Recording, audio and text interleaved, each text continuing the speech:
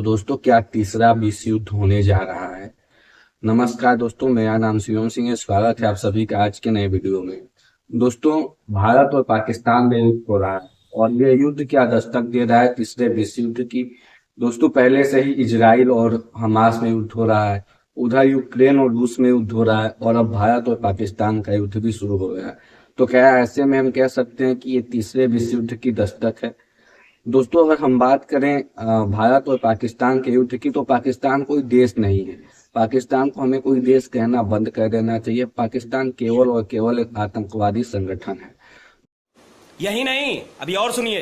दोस्तों, ये एक ऐसा आतंकवादी संगठन है जिसके आतंकी आके भारत में हमला करते हैं, 26/11 कहते हैं, भारत में आके उरी और पुलवामा कहते हैं, फिर पहलगाम कहते हैं। लेकिन अगर भारत जवाबी कार्रवाई करता है तो पाकिस्तान आतंकवादियों का बदला लेता है। कोई भी ऐसा देश नहीं है जिस देश में आतंकवादियों का बदला लिया जाता हो।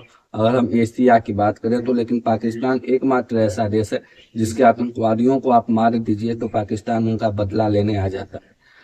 पाकिस्तान के आतंकवादियों ने दोस्तों पहलगाम, हम सबको पता है, 22 अप्रैल 2025 को पहलगाम में धर्म पूछ के 27 लोगों को मार दिया। कलमा पढ़ने के लिए कहा, कलमा नहीं पढ़ पाए तो 27 लोगों को मार दिया। लेकिन भारत ने जब उसका जवाबी कार्रवाई की ऑपरेशन सिंदूर के नाम से, रात के 1:05 से लेके 1:30 तक भारत ने ऑपरेशन सिंदूर चलाया। तीनों सेनाओं ने मिलकर ये ऑपरेशन चलाया था और पाकिस्तान के 9 आतंकी ठिकाने जहाँ पे आतंकवादियों को या तो ट्रेनिंग दी जाती थी या उनके हेडक्वार्टर थे, ऐसी 9 जगहों पे भारत ने रात में हमला किया और लगभग 90 लोगों की मौत हुई। ऐसे आतंकवादी संगठन देश को बुरा लग गया कि हमारे आतंकवादियों को क्यों मारा है। दोस्तों, कमाल की बात यह है कि भारत ने पाकिस्तान के किसी भी नागरिक, किसी भी सैनिक या किसी भी सेना के कैंप पे हमला नहीं किया। भारत ने केवल और केवल आतंकवादियों के कैंप पे हमला किया, आतंकवादियों के हेडक्वार्टर पे हमला किया। लेकिन पाकिस्तान को ये बात भी नागवार गुजरी, मतलब उनके आतंकवादी जहां चाहे तहां हमला करें, उनके आतंकवादी हमारे देश में आके धर्म पूछ के मार दें, उनके आतंकवादी 26/11 कर दें, पुलवामा कर दें, उड़ी कर दें, लेकिन हमारा देश क्या कुछ नहीं करे। फिर हमारा देश अगर कोई जवाबी कार्रवाई करता है तो उनको बुरा लगता है कि हमारे आतंकवादियों को क्यों मारा। तो जो देश आतंकवादियों के लिए स्टैंड लेता हो, जिस देश में आतंकवादी घायल होता हो, तो सेना का जो अफसर है वो उनसे मिलने अस्पताल में जाता हो, उस देश को आतंकवादी संगठन ना कहा जाए तो क्या कहा जाए।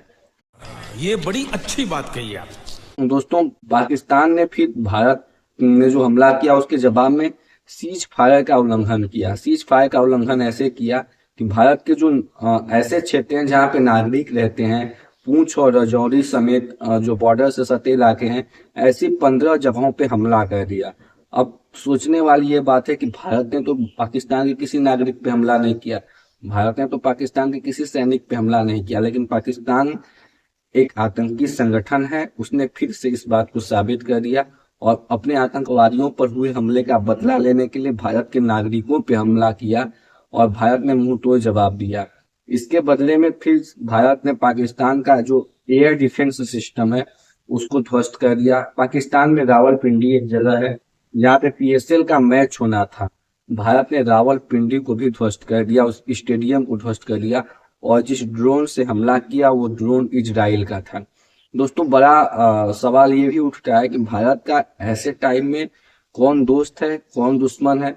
दोस्तों, रूस एक ऐसा देश है जो भारत का आज से नहीं बहुत पहले से मतलब दोस्त रहा है। जब एक टाइम पे 1971 में लगभग आधी दुनिया भारत के खिलाफ थी तो केवल और केवल एक रूस ही था जिसने भारत का साथ दिया था।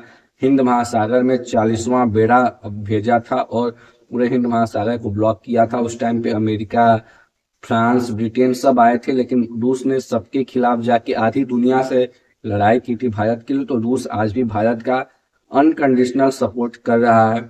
इजराइल भारत को ड्रोन दे रहा है और जो हमला हुआ पाकिस्तान में वो इजराइल के ड्रोन से ही हुआ। दोस्तों, इसके बाद लड़ाई आमने सामने भारत और पाकिस्तान की सेना में शुरू हो गई, जबकि सेना से इस लड़ाई का कोई लेना देना ही नहीं था। इंडियन आर्मी और पाकिस्तानी आर्मी, हमको सबको पता है कि भारत की जो आर्मी है दुनिया की सबसे ताकतवर आर्मी है। हमारी आर्मी की हर जगह पे लोग सराहना करते हैं। और दोस्तों हमें गर्व है कि हमारे पास ऐसी आर्मी है जिससे दुनिया खौफ खाती है, और हमें पूरा भरोसा है अपनी आर्मी पे कि हमारी आर्मी जब तक है, हमारी आर्मी के हाथों में या हमारी एयरफोर्स के हाथों में, हमारी सेना के हाथों में, हमारी पैरामिलिट्री फोर्स के हाथों में ये देश एकदम सुरक्षित है। और दोस्तों भारत ने इस के बाद पाकिस्तान के 2 फाइटर जेट जो JF-17 और पाकिस्तान का एक F-16, ये वही F-16 जहाज है, फाइटर जेट था, जिसपे पाकिस्तान को बड़ा गुमान था कि भारत के पास अगर राफेल है तो हमारे पास F-16 है, लेकिन भारत के पास जो है S-400 भी है। S-400 भारत का एयर डिफेंस सिस्टम है जो किसी भी मतलब हथियार को, किसी भी फाइटर जेट को 400 किलोमीटर की रेंज में मार सकता है।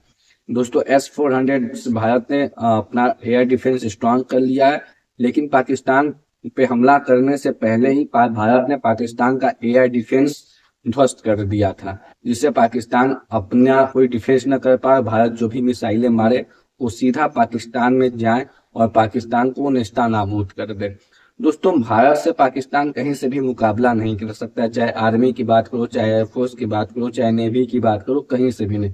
पाकिस्तान ऐसा आतंकी संगठन है जिसके पास रोटी खाने को पैसे नहीं है और सपना ये भारत से युद्ध करने का देखते हैं। दोस्तों बात तो सही है।